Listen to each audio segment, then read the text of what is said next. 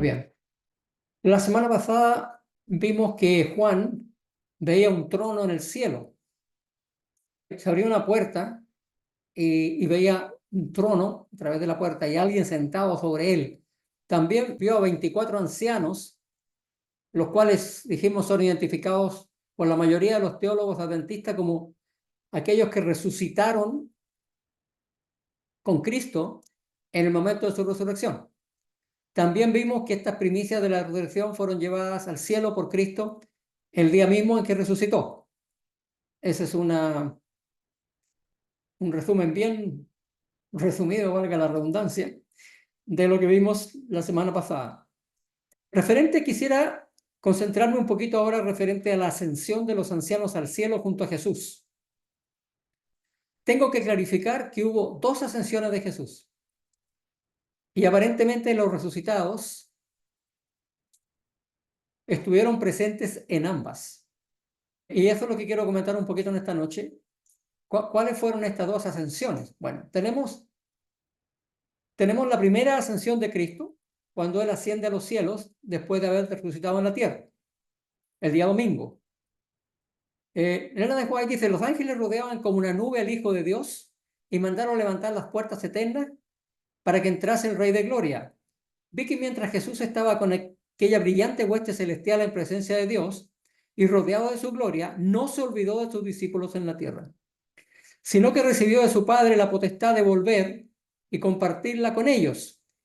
Esta es la parte más importante. El mismo día regresó a la tierra y se mostró a sus discípulos, consintiendo entonces en que le tocasen, porque ya había subido a su Padre y recibido potestad. Tenemos entonces que Cristo sube al cielo a recibir la aprobación de su Padre el día domingo, y de acuerdo a la pluma inspirada, ese mismo día baja, no se queda. Ahora, hablando de las primicias, dice, los que salieron de su sepulcro cuando resucitó Jesús, se aparecieron a muchos diciéndole que ya estaba cumplido el sacrificio por el hombre, que Jesús, a quien los judíos crucificaron, había resucitado de entre los muertos. Y en comprobación de sus palabras declaraban, nosotros fuimos resucitados con él. Atestiguaban que por el formidable poder de Jesús habían salido de sus tumbas. A pesar de los mentirosos rumores propagados, ni Satanás y sus ángeles, ni los príncipes ni los sacerdotes lograron ocultar la resurrección de Jesús, porque los santos resucitados divulgaron la maravillosa y alegre nueva. También Jesús se apareció a sus entristecidos discípulos, disipando sus temores e infundiéndoles júbilo y alegría, o jubilosa alegría. ¿Cuándo fue que los santos resucitados se aparecieron a muchos? Porque aquí está todo junto, ¿no?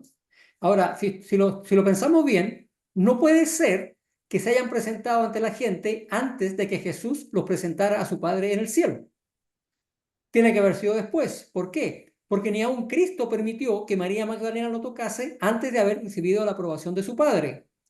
Por lo tanto, menos aún pudieron los resucitados haberse aparecido a muchos para revelar la resurrección de Jesús antes que Él se presentase ante su Padre. O sea, si Jesús no se quería presentar frente a los discípulos sin recibir la potestad de su Padre, menos pudieron haber los resucitados haberse presentado a ellos.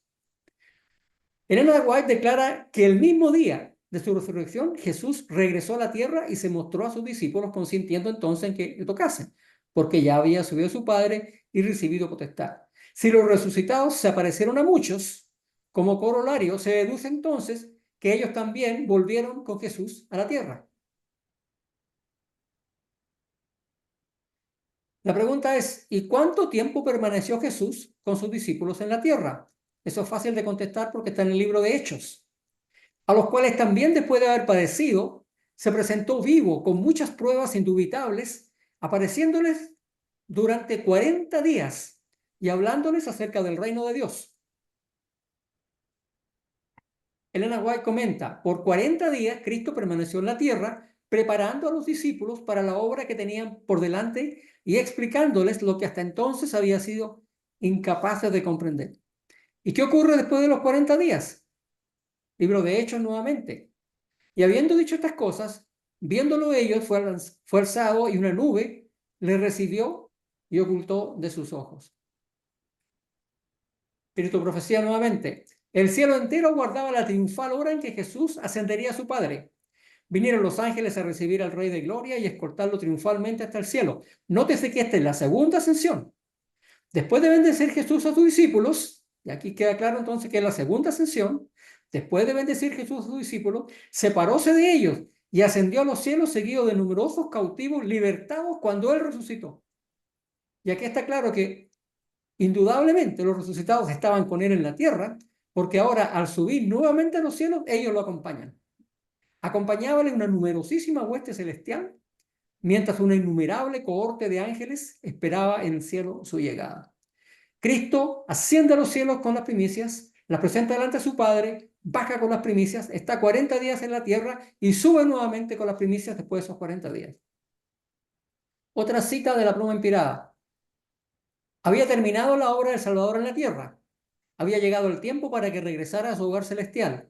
Y los sacó fuera, discípulos, hasta Betania, y alzando sus manos los bendijo. Y aconteció que bendiciéndolos se separó de ellos y fue llevado arriba al cielo. Entonces, después de 40 días de compartir con sus discípulos, Jesús entonces asciende al cielo por segunda vez, después de su resurrección. Y en su vuelta a los cielos es acompañado, entre otros, por aquellos que había resucitado. Eso lo deja la pluma inspirada muy claro, y también las escrituras. Ahora, ¿quiénes lo estaban esperando en el cielo? Y aquí viene otra cita, dice: entonces los portales de la ciudad de Dios se abren de par en par y la muchedumbre angélica entra por ellos en medio de una explosión de armonía triunfante. Allí está el trono. Fíjense bien, ¿de qué es lo que hablamos la semana pasada? Que en Apocalipsis 4 se menciona 14 veces la palabra trono. Elena de White dice que cuando Cristo subió, ahí estaba el trono y en derredor el arco iris de la promesa, que también aparece, vamos a ver, en capítulo 4. Ahí están los querubines y los serafines, querubines que también aparecen en el capítulo 4. Los comandantes de las huestes angélicas, los hijos de Dios, los representantes de los mundos que nunca cayeron, están congregados. El concilio celestial, delante del cual Lucifer había acusado a Dios y a su Hijo, los representantes de aquellos reinos sin pecado sobre los cuales Satanás pensaba establecer su dominio, todos ellos están allí para dar la bienvenida al Redentor. Sienten impaciencia por celebrar su triunfo y glorificar a su Rey. Ahora, Cristo sube a los cielos después de 40 días. Sin embargo, su ungimiento como sumo sacerdote y entronamiento como rey se produce 10 días después de su segunda ascensión. No se produce inmediatamente, aunque la Biblia y el Espíritu de Profecía dan la impresión de que esto ocurrió en el mismo día. No fue así. Pasó un lapso de 10 días donde Cristo estuvo en el cielo con los resucitados antes de que se produjera el ungimiento y el entronamiento. ¿Por qué? Vamos a leer una cita de la escuela sabática, de la Nación de Escuela Sabática del año 2014, segundo trimestre, lección número 2. 50 días después de la Pascua, llegó la fiesta del Pentecostés. ¿Cuántos días después Jesús subió a los cielos? 40 días. ¿Cuándo fue la fiesta del Pentecostés? 50 días, 10 días después. La fiesta del Shavuot o el Pentecostés, a menudo se le conoce por su nombre griego, Pentecostés. La Biblia no da una razón para Pentecostés. Aquí la lección como que se cayó un poquito porque la Biblia sí la da. Pero los rabinos creían que honraba la entrega de la ley a Moisés. Noten esto, por favor. No hay registro en los evangelios de que Jesús celebrara el Pentecostés. Pero antes de que Jesús subiera al cielo, aconsejó a sus discípulos que esperaran en Jerusalén el bautismo del Espíritu Santo. En realidad, este evento ocurrió el día de Pentecostés. Durante la fiesta de Pentecostés se celebraba la cosecha anual del trigo. Había 7 fiestas anuales, pero estaban agrupadas. Y esta fiesta se conocía como la Pascua, y se celebraba la Pascua, la fiesta de las primicias, y luego la fiesta de la cosecha, que era el Pentecostés. El Pentecostés del Nuevo Testamento muestra que la mejor de las cosechas fue justamente en el día de Pentecostés, cuando cayó el Espíritu Santo. Y esto se anticipó en el Antiguo Testamento en las instrucciones que se le dio para la fiesta. Es muy interesante cuando uno lee el versículo. En Levítico 23-22 decía: cuando segareis la mies, o sea, cuando llegue el día de la cosecha, no segaréis hasta el último rincón de ella, ni espigaréis su siega. Para el pobre y para el extranjero la dejarás. Yo, Jehová, vuestro Dios. En la fiesta de la cosecha se le permitía al pobre y al extranjero beneficiarse de esta cosecha. Igualmente en la cosecha del Pentecostés, aquellos que no eran judíos, eran pobres o extranjeros, fueron beneficiados al serles predicado el Evangelio a través del Espíritu Santo. Muy bien. Éxodo 34:22. Celebrarás la fiesta de las semanas, la de las primicias de la siega del trigo y la fiesta de la cosecha al final del año. Y acá da un poco más de detalle. Dice, 7 semanas contarás de que comenzare a meterse la hoz en las mieses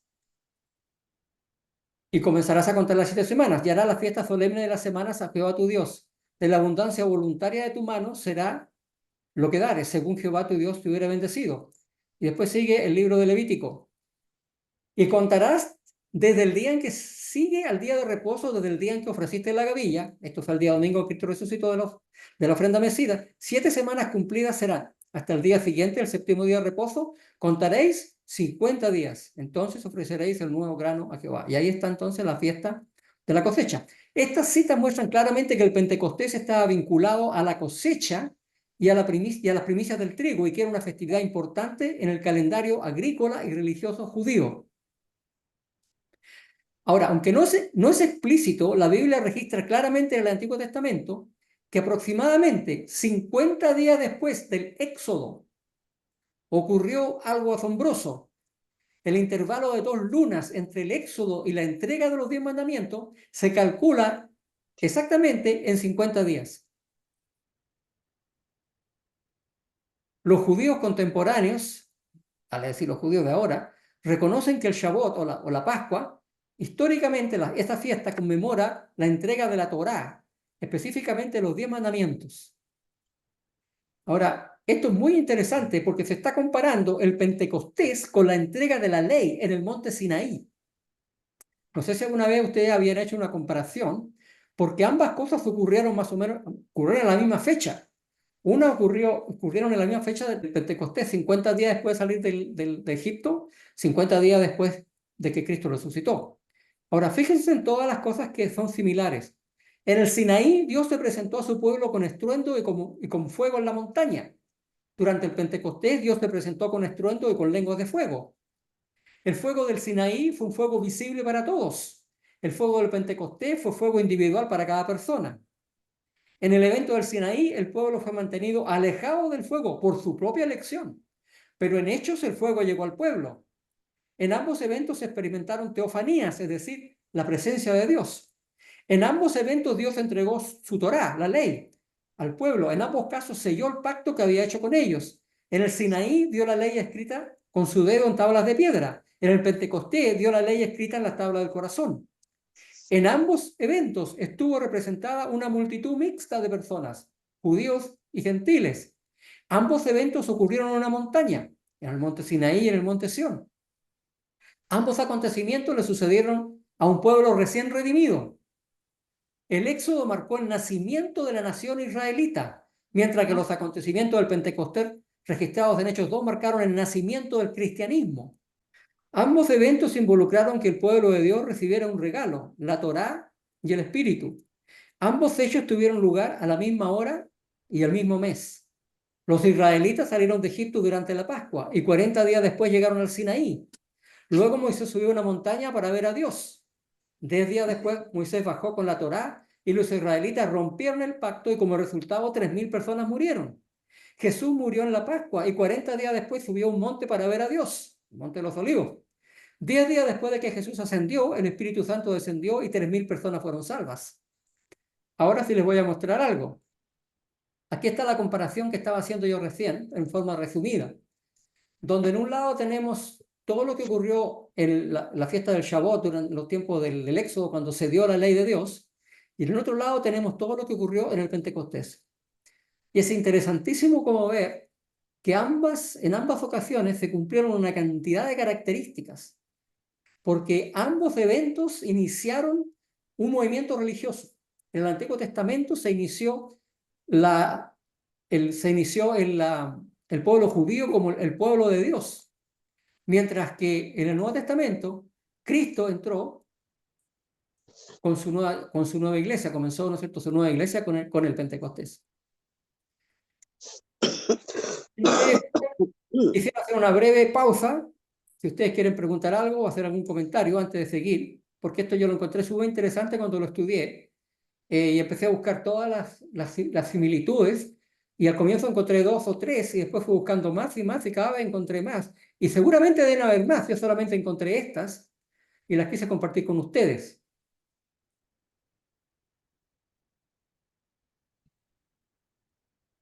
Les dejo unos segundos para que puedan mirar la pantalla, las tablas.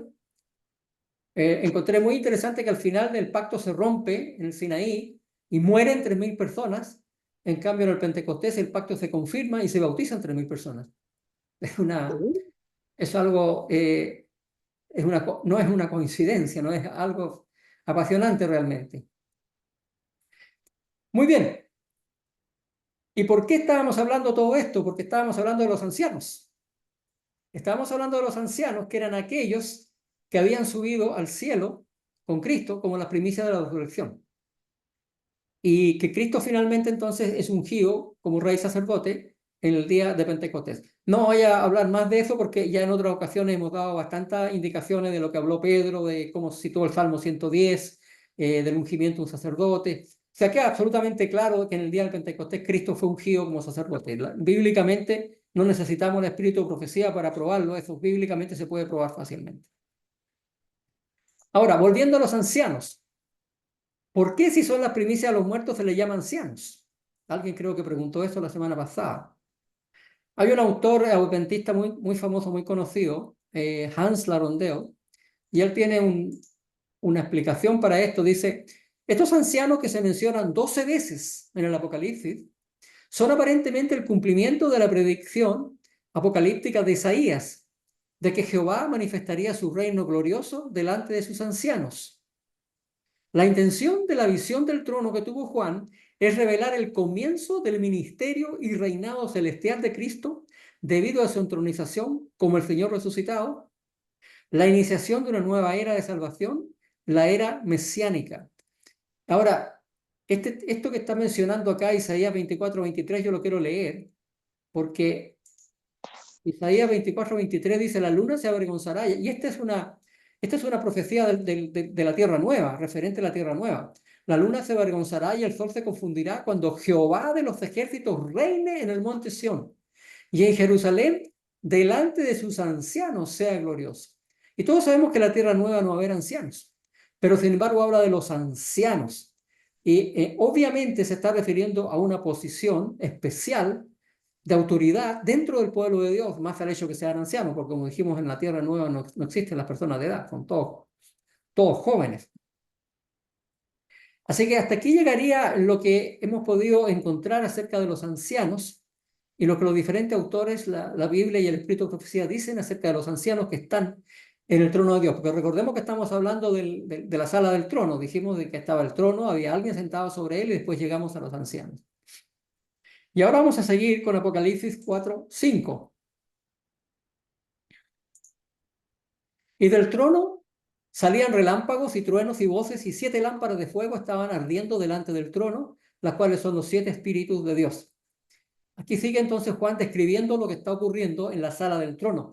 Relámpagos y truenos y voces, una expresión favorita de Juan, la usa muchas veces, y es una de las manifestaciones de la presencia de Dios que, como vimos, ocurrió en el tiempo del Éxodo.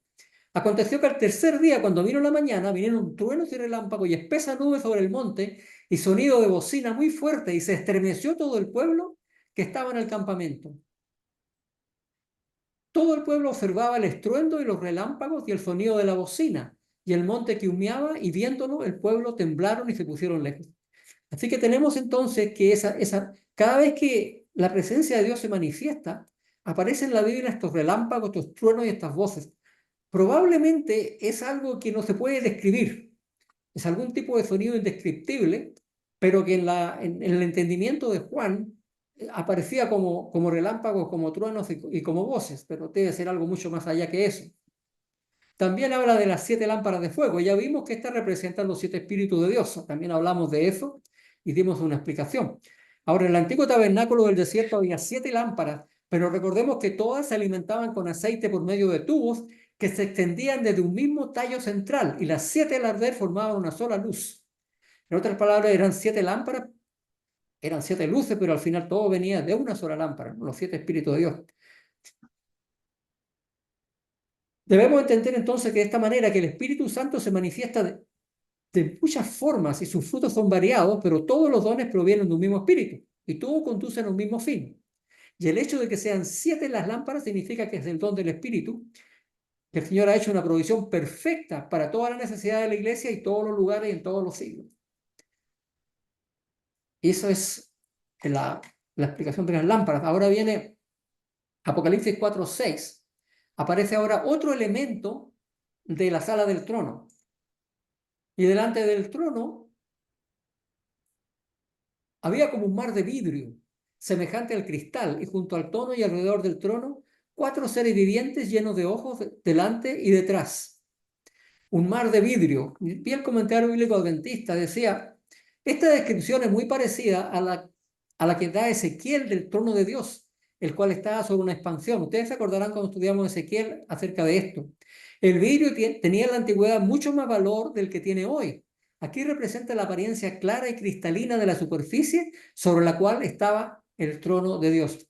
El profeta aparentemente está viendo una superficie que centellea, refleja los brillantes destellos de rojo y verde y los demás colores que emanan del trono de Dios. Uno a veces cuando enciende un fuego en la casa y si uno tiene baldosas, el fuego se refleja en las baldosas si uno tiene la luz apagada, ¿no es cierto? Claro, es una muy pálida representación de lo que significa el trono de Dios. Y este concepto le agrega un elemento más al cuadro de esplendor y colorido que se nos presenta en el trono de Dios. Ahora, estos seres vivientes, no se nos indica a qué orden de seres pertenecen, sin embargo, se parecen mucho a la visión de Ezequiel. Y Ezequiel los llama querubines. Y estaban llenos de ojos por delante y por detrás. Y este también viene de Ezequiel, este símbolo.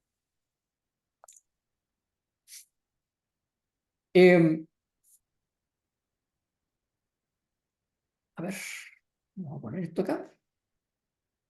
Esto lo vimos. Puesto que el símbolo de los ojos proviene de Ezequiel, es posible entenderlo aquí según el pensamiento hebreo.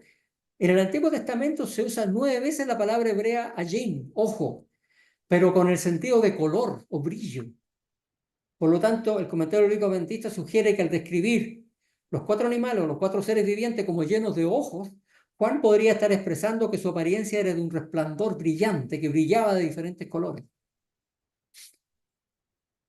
Y aquí da un poquito más de explicación acerca de eso. En Apocalipsis 4:7 es el primer ser viviente era semejante a un león, el segundo semejante a un becerro, el tercero tenía rostro como de hombre y el cuarto era semejante a un águila volando.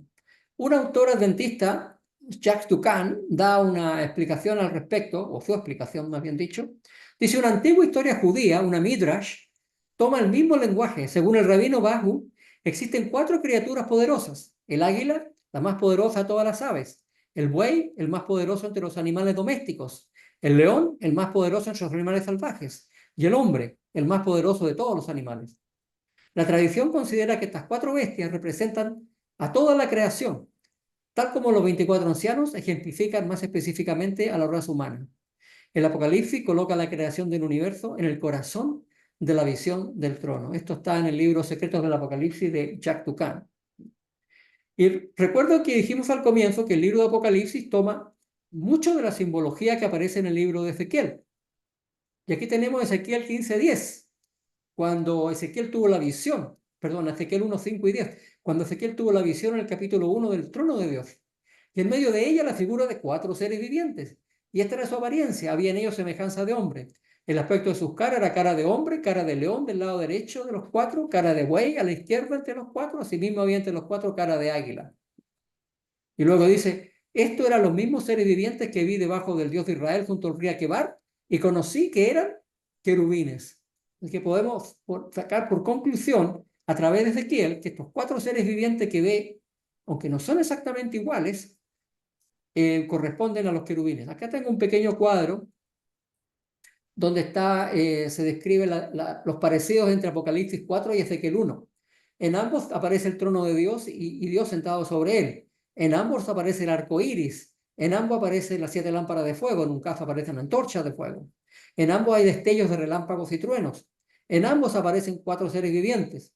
En Apocalipsis los seres vivientes tienen 6 alas, en Ezequiel tienen 4. Y los rostros también son diferentes porque en uno de ellos, en Ezequiel, los rostros, cada ser viviente tiene los 4 rostros. En cambio, en el Apocalipsis son diferentes. Cada rostro significa un ser viviente distinto, pero igual es bastante parecido ambas visiones. Según la tradición hebrea, los rostros de las criaturas aparecían en los estandartes, en las banderas de las tribus líderes mientras acampaban alrededor del santuario durante el Éxodo. El león era para la tribu de Judá, el becerro para la tribu de Efraín, el hombre para la tribu de Rubén y el águila para la tribu de Dan. Esto lo encontré bastante interesante. No estoy exactamente seguro de dónde sacaron esos estandartes, si se los sacarían de alguna visión, y por qué ellos que tenían estos estandartes que corresponden a los querubines de tanto Ezequiel como Apocalipsis, en un momento cuando todavía Ezequiel y Apocalipsis estaban muy lejos de ser escritos. Cuando los hijos de Israel fueron liberados de la esclavitud en Egipto, acamparon en el desierto. Dios ordenó que los hijos de Israel levantaran sus tiendas, cada uno por su propio campamento, cada uno su propio estandarte. Los levitas acamparon en el medio, alrededor del santuario, mientras que las tribus acamparon alrededor en 4 grupos. Cada uno de los grupos, 3 tribus, tenía un líder, y cada grupo tenía una dirección. Y desde el santuario donde acamparon, cada tribu líder tenía este estandarte bajo el cual acampaban. Según la tradición, entonces, tenían las caras de los 4 seres vivientes. Lo encontré bastante interesante. Esto no es bíblico, sino que es parte de la tradición o de las historias de los judíos.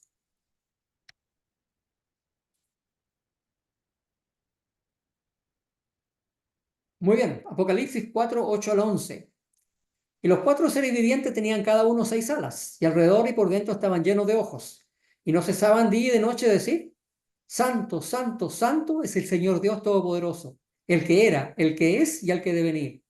Y siempre que aquellos seres vivientes dan gloria y honra y acción de gracias al que estaba sentado en el trono, al que vive por los siglos de los siglos, los 24 ancianos se postran delante del que está sentado en el trono y adoran al que vive por los siglos de los siglos. Y echan sus coronas delante del trono diciendo: Señor, digno eres de recibir la gloria y la honra y el poder, porque tú creaste todas las cosas y por tu voluntad existen y fueron creadas. Y esta es una alabanza de carácter antifonal, porque se inicia con los seres celestiales más próximos a Dios y concluye con la alabanza de los 24 ancianos. O sea, unos cantan y otros responden. Los seres celestiales y los seres humanos dan gracias a Dios sin cesar porque Dios nos ha dado la vida, porque existimos porque Él así lo desea. A Dios le agradó, quiso traer a existencia el universo y dar vida a sus criaturas. Vio que era bueno hacerlo. No había nada deseable, según él, en estar solo en el universo vacío. Le pareció muy bueno que el universo estuviera poblado por seres inteligentes, capaces de apreciar y reflejar su amor infinito y carácter perfecto. Y ese fue su propósito al crearlos. La evidencia textual del texto, donde dice el texto Señor y Dios nuestro, los que sostienen el punto de vista que los 24 ancianos son seres humanos, destacan que el título Curios, Señor, que usan los ancianos y no los 4 seres vivientes, puede tener importancia porque Curios es el equivalente griego de Yahvé, el nombre divino con el cual Dios se reveló a su pueblo. Este título, afirman, es particularmente adecuado para las alabanzas de los hombres. O sea, esta es una prueba más de que los 24 ancianos serían aquellos que resucitaron junto con Cristo, porque están llamando a Dios Yahvé, que es el nombre con el cual el pueblo de Israel conoció a Jehová. Ese es el nombre con el cual Dios se identificó con su pueblo. Cuando Moisés le preguntó: ¿y a quién les digo que me mandó? El Señor le dijo: yo soy el que soy, Yahvé, el que existe siempre. Muy bien, esto es entonces la visión del capítulo 4. La pregunta es: ¿qué es lo que se presenta en Apocalipsis 4? Y ya hemos dado un poco de indicación de qué es lo que es, ¿no? Ahora, hay una serie de libros que se llama Darkon. Esta serie de libros fue publicada por la Iglesia Adventista en los años 90 y son 6 libros. tiene libros acerca del santuario, acerca de Daniel, y también incluye 2 libros acerca del Apocalipsis. Ustedes saben que en esos años 90 hubo un poco de un pequeño terremoto teológico en la iglesia, y la iglesia adventista tuvo que juntar a todos sus expertos, los teólogos, y decidirse, o más bien dicho, poner por escrito varias de las doctrinas de la iglesia que estaban siendo tergiversadas por algunas personas. Y de ahí nacen entonces esta publicación de libros Darkon, los 6 libros, donde la iglesia plasma el pensamiento teológico de los adventistas. Y en esta serie, en uno de los libros de esta serie, voy a leer ahora una cita, donde explica qué es exactamente lo que está pasando en el capítulo 4. Dice así: ningún pasaje de Apocalipsis contiene una mayor cantidad o una variedad más amplia de alusiones al santuario que esta escena introductoria del santuario, hablando del capítulo 4. Solo hubo 2 ocasiones en el culto hebreo en las que se involucraba todo el santuario. Una, el día de la expiación, y el servicio de inauguración. En vista de que Apocalipsis 4 a 5 presenta una escena de santuario tan fuerte, ¿a cuál de estos ritos se debe vincular? Puesto que el capítulo 3:21 asocia esta escena con la cruz y la entronización de Cristo, puesto que el lenguaje del templo y juicio está ausente, y puesto que la estructura implícita de Apocalipsis coloca el día de la expiación en la segunda mitad del libro, la mejor identificación para la escena introductoria del santuario de los capítulos 4 o 5 es el servicio de inauguración. Y concluye: por lo tanto, concluimos que la escena se entiende mejor como una representación de la inauguración de todo el santuario celestial en el año 31 después de Cristo. Y ahí tengo toda la referencia. Así se llaman los libros: Symposium on Revelation, Book 1, Daniel and Revelation Committee Series, Volume 6, Biblical Research Institute, General Conference of Seventh-day Adventists.